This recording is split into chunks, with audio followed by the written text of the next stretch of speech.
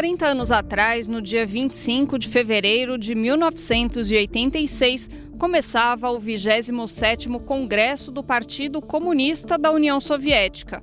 Na reunião, o então secretário-geral do partido, Mikhail Gorbachev, apresentou dois conceitos que deveriam guiar a política soviética: a glasnost e a perestroika.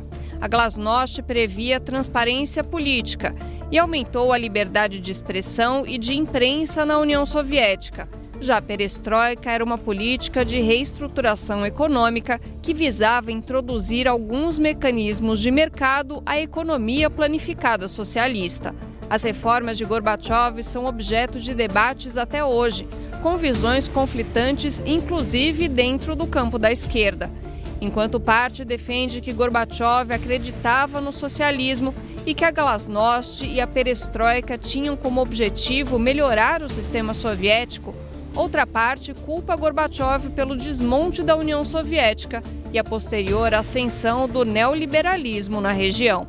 O BDF Entrevista de hoje aborda o contexto histórico em que as reformas foram implementadas, quais seus impactos e por que o tema continua tão controverso.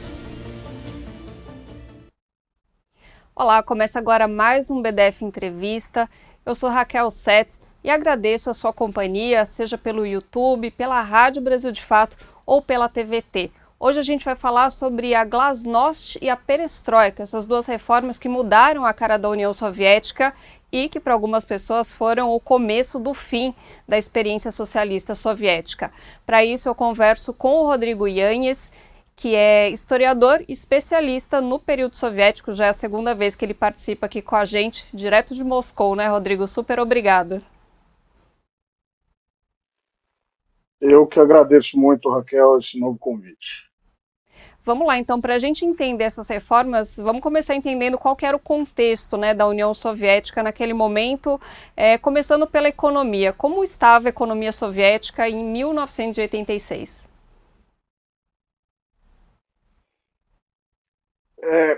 Como tudo que envolve esse período dos anos finais da União Soviética, essa é uma questão envolta em controvérsias.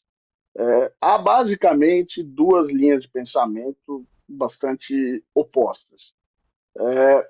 Uma linha advoga que as reformas eram inevitáveis, justamente porque a economia soviética teria atingido o seu limite por uma série de fatores, principalmente a corrida armamentista, né, no contexto da Guerra Fria, com o Ocidente, que estava sendo intensificada pelas políticas do governo Ronald Reagan nos Estados Unidos, mas também pelo ralo de recursos que era o apoio internacionalista que a União Soviética oferecia aos seus aliados do Pacto de Varsóvia, do Comecon, né, da Organização de Comércio do Bloco Socialista, e a vários países do terceiro mundo, um problema crônico da indústria leve soviética, que não acompanhava as demandas de consumo da população soviética, enfim, além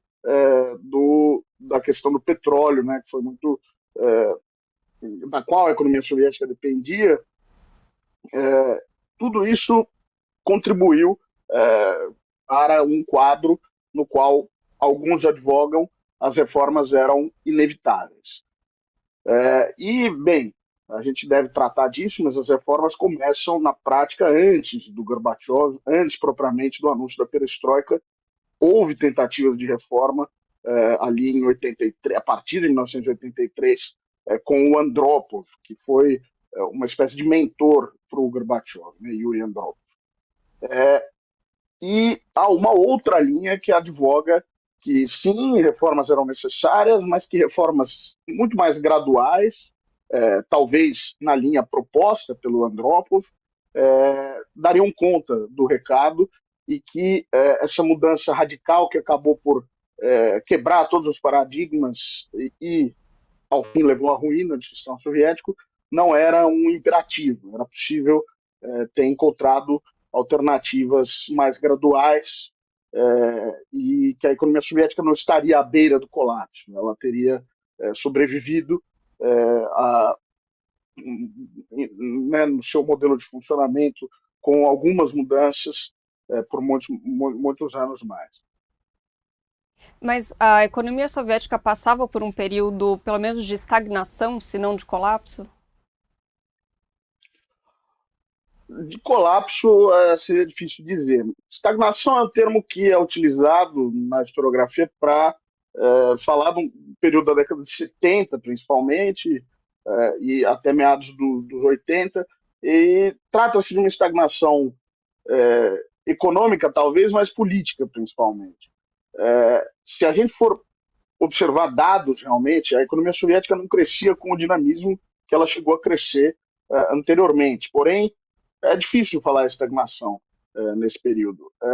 E em dados socioeconômicos, é justamente na década de 70, no meados da década de 70, que a economia soviética e a sociedade soviética atinge o seu auge em diversos dados, né, diversos indicadores, né, a expectativa de vida, até mesmo o consumo calórico. Existe um estudo interessante da própria, curiosamente, da CIA sobre o consumo calórico da União Soviética. Enfim, a, a década de 70 foi ali o auge. A partir do início dos anos 80, começam algumas dificuldades, mas à altura de 1986, a gente não pode ainda falar de colapso, e estagnação é debatível. Esse é um processo que talvez, ironicamente, vai ser agravado pela perestroika, e aí sim, no ano talvez de 1989, a gente já pode falar de um colapso que causa todas aquelas cenas que a gente acaba associando erroneamente a todo o período soviético, mas que foram problemas crônicos ali a partir de 1989, que são aquelas filas por alimentos, um esvaziamento total das lojas, dos mercados. Essas são cenas ali a partir de 89, 90, 91 e 92, quando é reintroduzido o sistema de racionamento por talões. Né? Até então, havia um déficit considerável de determinados produtos, né? Como eu falei, a indústria leve soviética não correspondia às demandas, porém, não era algo crônico ao ponto de gerar essas imagens que a gente acaba associando ao total da história soviética de maneira equivocada. Uhum. Inclusive, quando eu estava pesquisando, né, para esse programa, eu assisti um documentário, se não me engano, foi feito por um jornalista do New York Times, mas não tenho certeza. É, que acho que ele foi gravado em 1990, né? E aí mostra as filas, aí tem uma cena de uma senhora que ela tá muito nervosa, tá muito brava num armazém porque deram só um pedaço de sabão para ela usar o mês inteiro, né, para lavar a roupa da família inteira. E justamente o documentário faz isso, né, de relacionar esse momento que estava vivendo a toda a história soviética e falar, olha, mesmo a perestroika não está dando conta, né? Então tem toda uma, também foi o Ocidente se apropriou para fazer toda uma propaganda anticomunista ali, né? É curioso porque justamente é, se conversando com os russos, a imagem ruim que hoje a perestroika tem aqui na Rússia, muitas vezes está ligada a esses problemas que a própria perestroika aprofundou, se é que a gente não pode dizer que criou realmente, né? Porque essa situação de indignação dessa mulher não é uma situação cotidiana da vida dela, que chegou a perestroika e ela já estava vivendo essa escassez há décadas. Não, foi justamente o início de uma escassez crônica, em meio às promessas de melhora econômica que a perestroika trazia, que causou uma desilusão e fez com que a população abandonasse o apoio que antes o Gorbachev gozava. Né? Ele gozava de popularidade considerável no início do seu governo. Essa popularidade foi aos poucos se degradando, mas o ano de 1989 que marca realmente uma ruptura, e o Gorbachev perde o apoio e começam a circular rumores, muitas vezes anedóticos, se associar principalmente a esposa do Gorbachev a más práticas, né, tem esse elemento também, né? A Raíssa Gorbachev cumpriu um papel importante na imagem do marido e ela começa a ser associada enfim, a uma mulher fútil, é, a gastos desnecessários. Então, a imagem do Gorbachev ela acaba sofrendo o dano que hoje ela carrega. Né? O Gorbachev é uma figura muito mal vista aqui na Rússia, principalmente por causa dessas promessas não cumpridas e do colapso econômico agravado pela perestroika no fim da década de 80. Então, é curioso que eles utilizem isso para relacionar outros períodos. Essa situação foi uma situação gerada pelo mau planejamento da perestroika, pela aceleração muito grande das reformas econômicas e por medidas, francamente, mal pensadas. Né? A introdução de uma economia de mercado muito rápida, né? No modelo soviético acabou por colapsar vários setores da economia. Uhum. Então, Rodrigo, explica para a gente concretamente o que a perestroika introduz, né, na economia russa e por que levou a essa situação de crise. Né, a introdução menciona essas questões. É importante diferenciar a glasnost da perestroika e mencionar as duas, porque foram processos concomitantes. Né? A glasnost, que se traduz no russo como transparência, é a reforma essencialmente política que propunha uma liberalização total dos meios de comunicação, afrouxa completamente os órgãos de controle que o partido exercia sobre a imprensa e, enfim, começa a diluir todos os mecanismos de controle que existiam na União Soviética. Então, basicamente encerram com a censura, permitem filmes com mensagens antissoviéticas, permitem grupos musicais que antes eram restritos, e a imprensa começa a tratar de assuntos que antes a imprensa não tratava. Há um interesse muito grande, por exemplo, nos expurgos stalinistas. Né? A figura de Stalin volta a ser discutida de uma maneira ainda mais profunda do que foi discutida na década final da década de 50 com o Khrushchev, o período que a gente chama de degelo, né, de desestalinização. Nesse fim dessa década de 80, essas discussões voltam com muita força. E nada é restrito. Todo tipo de visão e visões mesmo anticomunistas, diretamente antissoviéticas, acabam entrando na imprensa e começa um grande debate.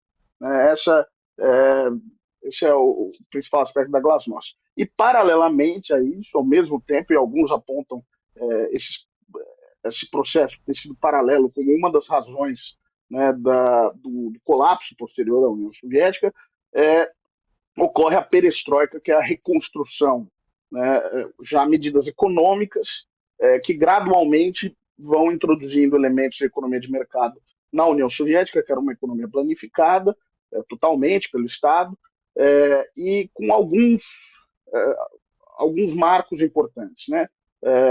Em primeiro lugar, eles começam a permitir o que a gente hoje chamaria de empreendedorismo individual, ou seja, que as pessoas produzissem ou oferecessem serviços fora do escopo da economia planificada estatal.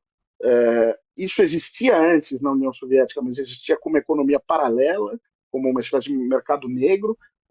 Isso é legalizado e, posteriormente, a lei das cooperativas. A lei das cooperativas virtualmente permite que sejam criadas empresas individuais, né, empresas privadas, o que antes não existia. A União Soviética, a economia soviética era composta apenas por empresas estatais, muitas vezes grandes conglomerados estatais. A lei das cooperativas permite a criação de empresas privadas e, com isso, surge uma nova classe né, que depois se tornará o que a gente chama de novos ricos, novos russos, oligarcas, mas surge uma nova classe de empresários que formam as suas empresas e nem sempre com uma atividade produtiva, né? É icônico o caso do Tarasov, né, que é conhecido como o primeiro milionário da União Soviética, ou da Rússia, como quiser. O Tarasov ele criou uma empresa que, na realidade, não era nada mais do que uma empresa de exportação que exportava equipamentos que pertenciam às empresas estatais soviéticas que estavam no momento, né, de reorganização, mas o que ele fazia basicamente era comprar a preço de banana equipamento tecnológico, principalmente computadores, e exportar a um preço muito barato, basicamente retirando da economia soviética por um valor menor até do valor de produção, é, né, tecnologia, computadores. É uma atividade francamente criminosa. E é essa figura que vai ser conhecida como o primeiro milionário, o primeiro grande beneficiário da lei de cooperativas, né?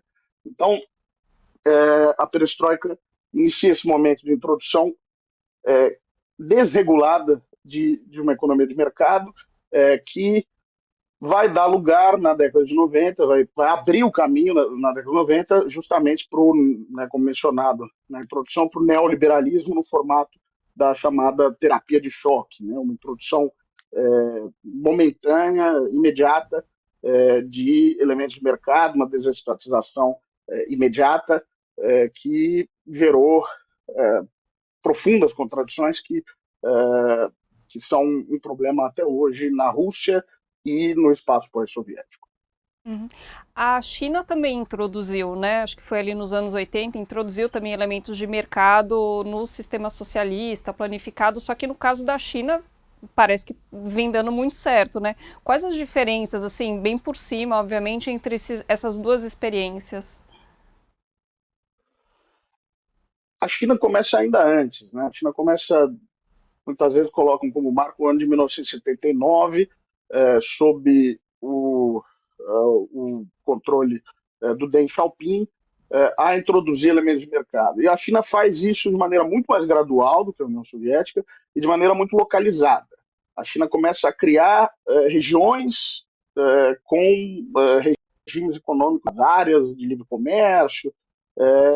Então, um experimento muito menos radical, com menos rupturas, e um experimento que talvez por isso os chineses tenham conseguido controlar, e talvez por isso eles tenham conseguido controlar o aspecto insatisfatório dessas políticas. Porque se a gente está falando de um governo socialista que antes provinha educação gratuita, medicina gratuita, uma série de serviços custeados pelo Estado, uma série de benefícios em forma de produtos tabelados, né, produtos artificialmente baratos.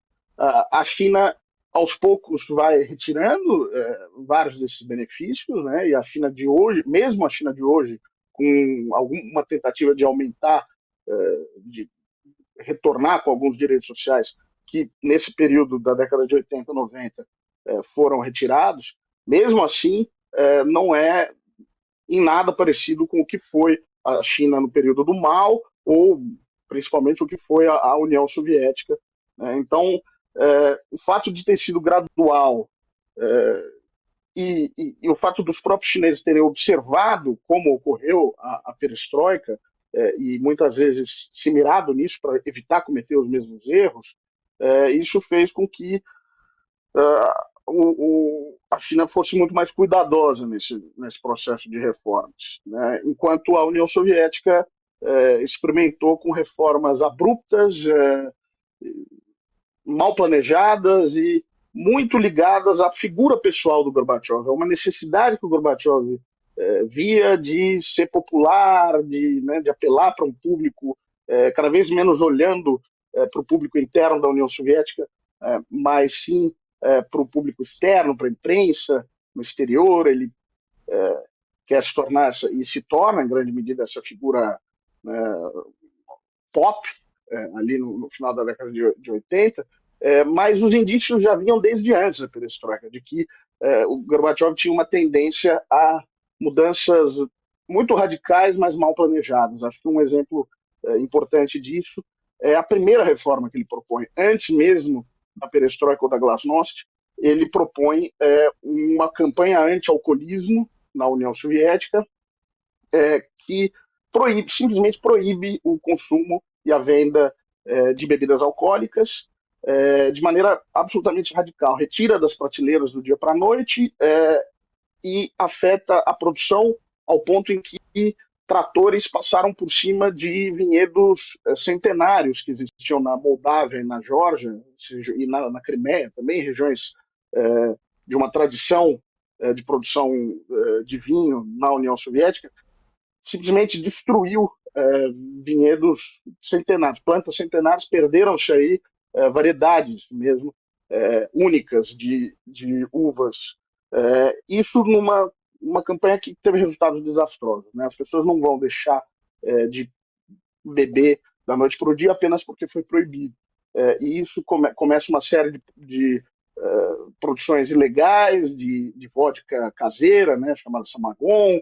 Aí a medida para conter isso é retirar o açúcar que era necessário para realizar a destilação, retirar o açúcar do mercado. As pessoas começam a usar balas, doces, para obter esse açúcar, para obter a bebida alcoólica. Então, reformas mal planejadas, medidas mal pensadas que acabam tendo consequências desastrosas num tempo muito curto. Me parece que esse é um exemplo de como essa tentativa de mudar drasticamente a economia soviética resultou em uma tragédia.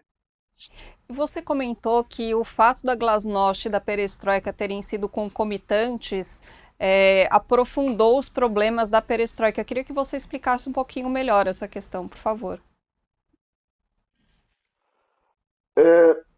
Junto com um país que não tinha uma cultura de imprensa livre como é a ocidental, veio nessa onda os benefícios de uma livre imprensa, mas também a parte questionável.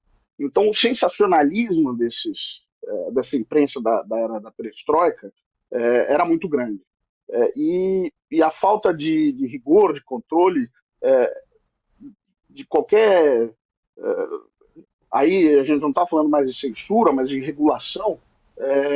É um período em que as notícias falsas abundavam. E discussões, mesmo discussões.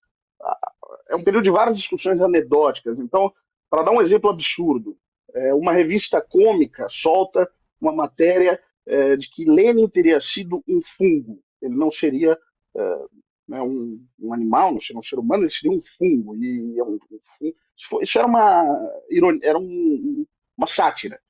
Porém, isso começa a se espalhar e veículos de imprensa sensacionalistas começam a republicar ao ponto em que isso se torna né, uma teoria da conspiração que até hoje se comenta, claro, jocosamente. Mas a gente está falando de um país que não tinha essa cultura de imprensa livre, que de repente qualquer tema é permitido, nada é proibido. E isso gera, expõe o cidadão soviético a uma série de questões que antes não eram problemáticas. Então, lembrando que a gente está, no período da década de 80, a União Soviética estava em guerra com o Afeganistão. Né? Se a gente for observar os números de mortos do Afeganistão e comparar, por exemplo, com a atual situação na Ucrânia, apesar da gente não ter números oficiais das baixas na Ucrânia, há uma série de estimativas. O Afeganistão, que dura 10 anos, ou seja, atualmente a guerra da Ucrânia está em 4 anos, o Afeganistão, portanto, mais que o dobro, tem um número de mortos infinitamente menor. Porém, a intensidade da divulgação desses temas e da discussão disso na sociedade dá a impressão ao público de uma tragédia muitas vezes maior do que ela realmente foi. A guerra do Afeganistão para os soldados, para as famílias dos soldados soviéticos. Então, é um momento de grandes hipérboles na imprensa soviética, na cultura soviética, de uma radicalização muito grande, de falsas promessas, e conforme as pessoas foram percebendo que aquilo que era prometido não estava sendo entregue, isso vai somar as frustrações e vai dar força a figuras oportunistas como Boris Yeltsin, que vão assim que, né, se alimentando dessas frustrações, vão chegar ao poder para realmente aí quebrar o sistema e entregar o país para uma nova ordem. E aí, com Boris Yeltsin, é o neoliberalismo selvagem, né? Mas você acredita que essas reformas do Gorbachev, de alguma forma, abriram caminho para isso? Levando em conta até que os dois foram rivais, né? Numa época ali. Sem dúvida abriram. O Gorbachev, eu não acredito, né? Algumas visões que me parecem um tanto conspiratórias acreditam em uma intenção do Gorbachev de destruir a União Soviética, de acabar com o Estado soviético, que ele não teria intenções sinceras de reformar o sistema. Eu não acredito nisso. Nada aponta para isso. Quer dizer, o Gorbachev, inclusive, depois que a imprensa ocidental deixa de dar tanta atenção para ele, ele volta cada vez mais a esse sistema, voltava, né, falecido, voltava cada vez mais ao tema de que essa nunca foi a intenção dele, que o desejo era de reforma, de manter a União Soviética, mas que, enfim, ele não logrou isso. A maneira como essas reformas se encaminharam, o Yeltsin, ele um grupo, um projeto de aprofundar as reformas. Então, ele não, em nenhum momento, ele vai se opor totalmente à figura do Gorbachev. Pelo contrário, ele vai dizer que o Gorbachev não está fazendo o suficiente, que o Gorbachev está tentando frear aquela própria iniciativa que ele teve. E oportunisticamente, o que o Yeltsin propõe é o aprofundamento das reformas. Inclusive, essa é a sina, eu acho, do Gorbachev, da figura do Gorbachev, hoje em dia na Rússia, a imagem que ele tem. Porque o Gorbachev acaba sendo uma figura menos querida até do que o próprio Yeltsin, apesar do período trágico da história russa ser o período da década de 90, o período do governo Yeltsin. Isso porque, querendo ou não, o Yeltsin ainda é admirado pelos liberais russos. O período do Yeltsin é visto como um período de grande liberdade política, de grande liberdade econômica, enquanto o Gorbachev é visto por esses mesmos liberais, querendo ou não como um comunista, querendo ou não como um produto do Partido Comunista, tentando reformar um sistema comunista, enquanto ele é visto pelos comunistas como um grande traidor ou uma figura tremendamente incapaz. Então, o Gorbachev se perdeu nessas reformas e se perdeu nas aspirações pessoais que ele tinha com essa tentativa de reforma da União Soviética. Enquanto o Yeltsin se aproveitou disso para aprofundar, clamando por aprofundar essas reformas, na realidade criar uma coisa totalmente nova, né? Tirar totalmente do caminho a qualquer ideia de reforma, mas simplesmente quebrar o sistema para ter uma tábula rasa ali para experimentações neoliberais. Uhum. Eu li uma entrevista com o Gorbachev que ele deu para o The Guardian em 2011, né? E aí ele fala um pouco, né, do contexto das reformas e ele fala das resistências que ele sofreu dentro do próprio Partido Comunista da União Soviética. Então eu vou ler um trechinho aqui do que ele diz. Eles, né, se referindo aos camaradas do partido, aos outros dirigentes do PC, achavam que as reformas deveriam ser só cosméticas, achavam que pintar a fachada era o suficiente, enquanto dentro do prédio continuava a mesma bagunça de sempre. Ou seja, esse movimento de reformas também foi polêmico ali dentro do partido da União Soviética, né? Sem dúvida, foi polêmico. Apesar do Gorbachev ter se cercado de um grupo de figuras com o qual, num primeiro momento, ele consegue um certo consenso, conforme as reformas iam mostrando não dar resultados ou até aprofundar problemas, ele cria uma divisão dentro do partido.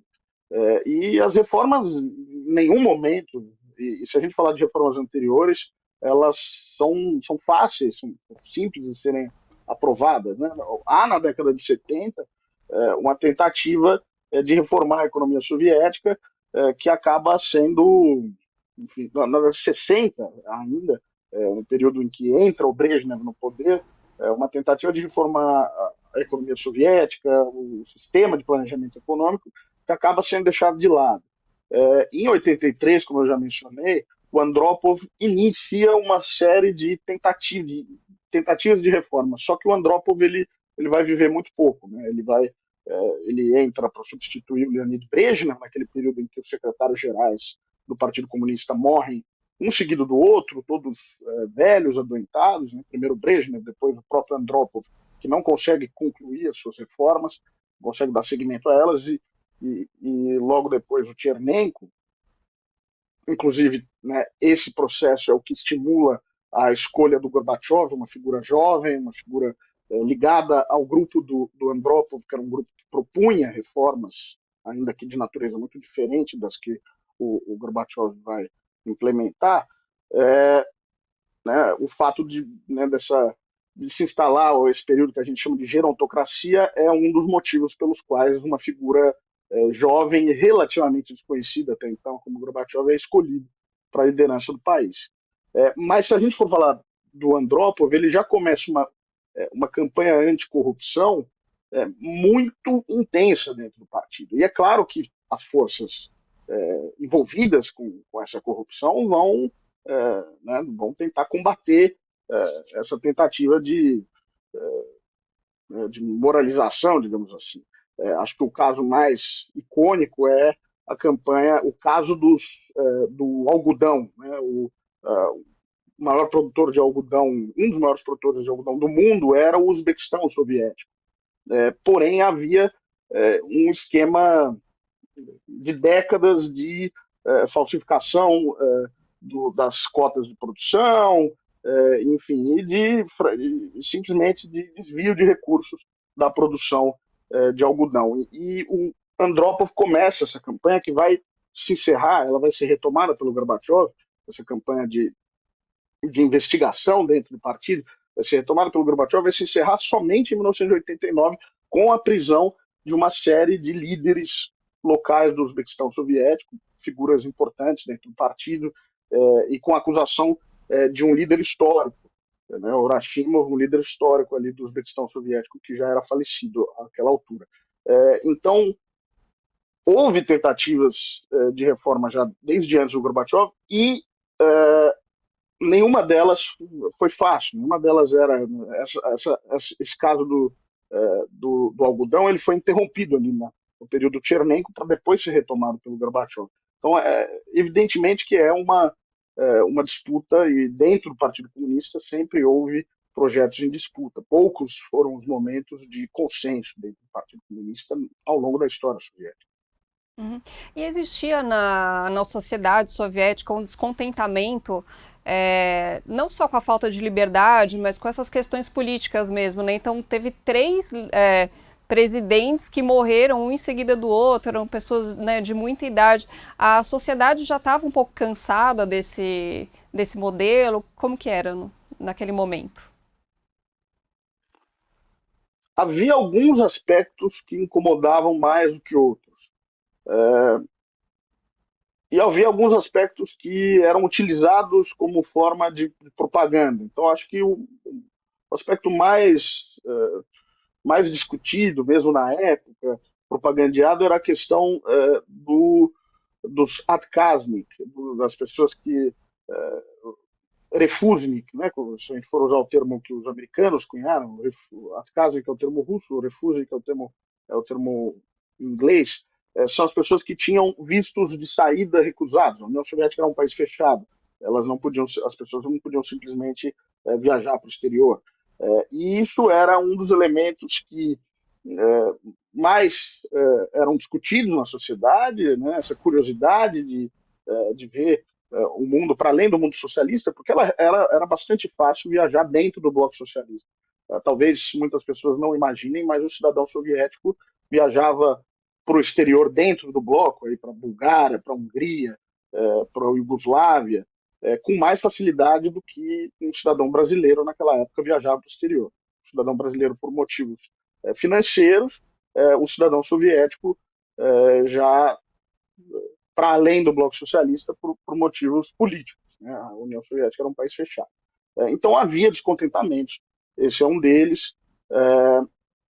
Havia todo aquela discussão dos samizdat, né, das publicações improvisadas, ilegais, que publicavam livros que haviam sido censurados, ou manifestos, enfim, textos que haviam sido censurados, mas um fenômeno muito localizado, né, nas grandes cidades e entre uma classe intelectual também, não era algo generalizado, como às vezes se faz parecer. Então havia focos de descontentamento. Mas, no geral, a gente está falando de uma geração que muitas vezes havia vivido a Grande Guerra Patriótica, a Segunda Guerra Mundial, um período de extrema dificuldade, e o pós-guerra, período de grande penúria, e que na recente década de 70, se a gente estiver falando de uma pessoa na década de 80, vivia o auge do que a União Soviética pôde oferecer para os seus cidadãos. Então, querendo ou não, as pessoas tinham meios de conseguir aquilo que elas necessitavam, educação, saúde, cultura eram todos garantidos. O que realmente faltava, e aí as pessoas tinham que recorrer ao mercado negro, à economia paralela, a favores, a redes de favores, era produtos realmente, era roupas, por exemplo, um dos elementos que é mais comentado, né, que fazia falta, era meias calças. Né? As mulheres sentiam falta de meias calças, roupas da moda, perfumes estrangeiros, com itens específicos de comida, né, de alimentação. Tudo isso existia uma rede que acabava permitindo que, de alguma forma, as pessoas conseguissem, com uma série de empecilhos, uma série de dificuldades. Claro, quando essa questão se aperta ainda mais no fim da perestroika, é aí que né, a questão do déficit de acesso a produtos, é aí que a situação sai do controle, a situação explode. Então, sim, havia uma série de focos de descontentamento, mas se a gente, e aí conversando com qualquer um que vivenciou o período, ninguém imaginava, mesmo ali em 1988, início de 89, que isso seria algo que determinaria a ruína, o fim do sistema soviético. Isso não estava no horizonte de ninguém, francamente. Foram pouquíssimas as pessoas que imaginavam que isso poderia acontecer. E fator importante, que eu acho que na minha visão, o mais importante para a dissolução da União Soviética, é os descontentamentos das minorias nacionais. É o ressurgimento do nacionalismo na segunda década de 80, que me parece o principal motor né, desse movimento centrífugo que vai acabar fazendo com que a União Soviética seja dissolvida.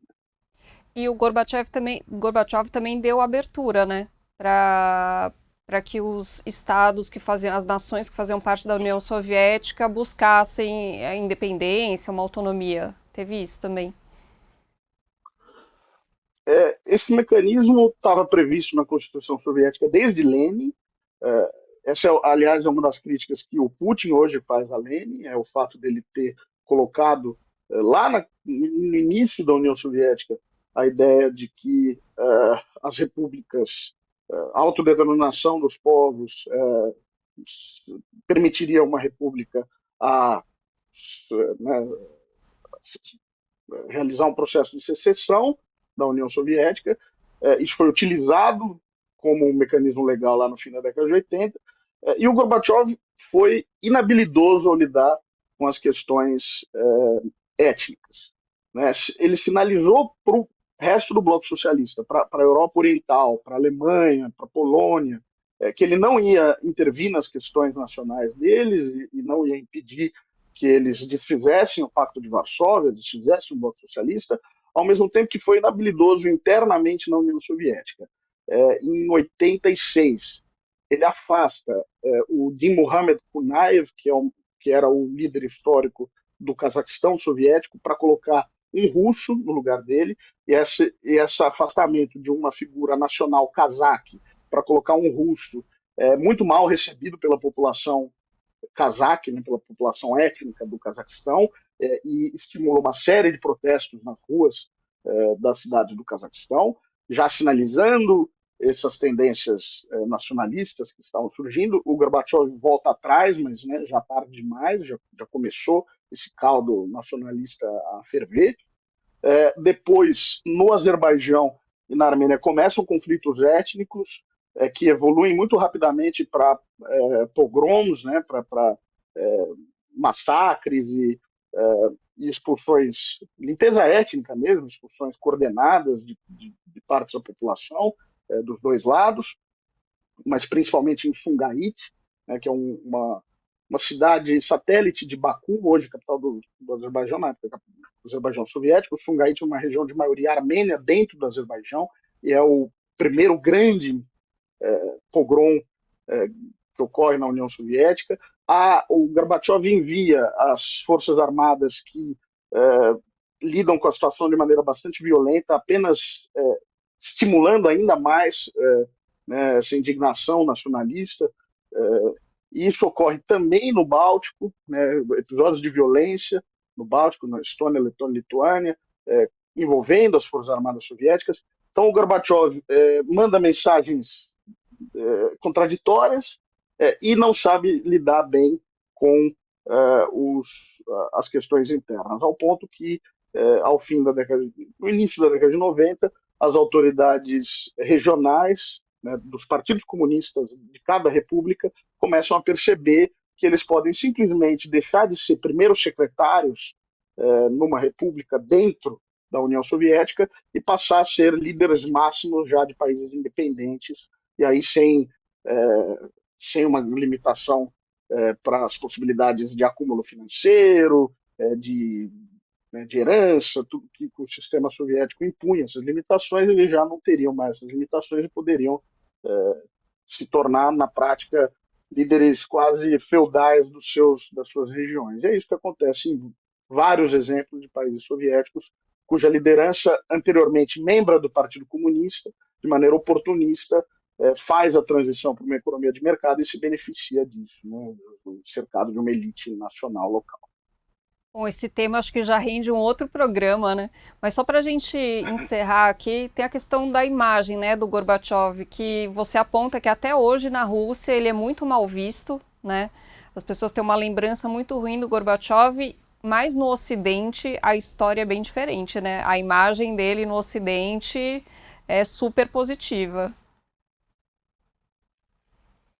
É, e isso é algo que já no fim da perestroika já estava se encaminhando, né, para essa diferença. A imagem interna do Gorbachev era cada vez pior, né, os problemas da perestroika estavam afetando diretamente a imagem dele, que é aquele momento que eu mencionei que a esposa dele começa a ser discutida, né, as atitudes dele começam a ser alvo de anedotas, de piadas, enquanto no Ocidente ele é tratado cada vez mais como um homem que acabou com a Guerra Fria, o que dentro da União Soviética eles enxergam como uma rendição incondicional por parte do Gorbachev, no Ocidente é tratado como né, esse gesto de encerramento da Guerra Fria. Porém, já no início da década de 90, quando ocorrem as eleições presidenciais da Rússia e o Gorbachev se candidata, ele tem uma votação mínima, absolutamente, apesar de ser uma figura muito conhecida, ele tem uma votação absolutamente irrisória, e essas eleições acabam se opondo dois blocos muito claros, né? O Yeltsin propondo uma economia de mercado, neoliberal, em muitos sentidos alinhada ao Ocidente, e o Gennady Zyuganov, que era então líder dessa tentativa de refundar o Partido Comunista da Federação Russa, propondo um retorno a um sistema socialista. Então, essas eleições da década de 90 vão opor essas duas figuras e o Gorbachev vai virtualmente se tornar uma figura esquecida. E ele continua sendo muito entrevistado, participa de propagandas A comerciais Pizza Hut, mesmo, bizarra. Pizza Hut, mas não apenas, a Deutsche Bank, a companhia ferroviária alemã, ele também faz Louis Vuitton, tudo que é bastante, em vários aspectos, bastante vergonhoso para os russos, né? E ele e a partir dos anos 2010, mesmo no Ocidente, ele é cada vez mais uma figura pouco requisitada, porque ele começa a falar coisas que não eram do interesse da imprensa ocidental. Ele começa a falar: não, mas eu não queria ter destruído o sistema, o objetivo não era que a União Soviética fosse dissolvida, não era dissolver o socialismo, era democratizar o socialismo, era criar uma social-democracia, um socialismo democrático, e não é bem o que, né, interessava ao Ocidente nesse momento, então ele acaba ficando cada vez mais uma figura relegada ao esquecimento. Rodrigo, super obrigada pela conversa, para a gente entender um pouco melhor esse tema que é super complexo, cheio de polêmica, cheio de contradições. Obrigada. Eu que agradeço novamente. E assim a gente encerra mais um BDF Entrevista. Obrigada pela sua companhia e até uma próxima. Tchau.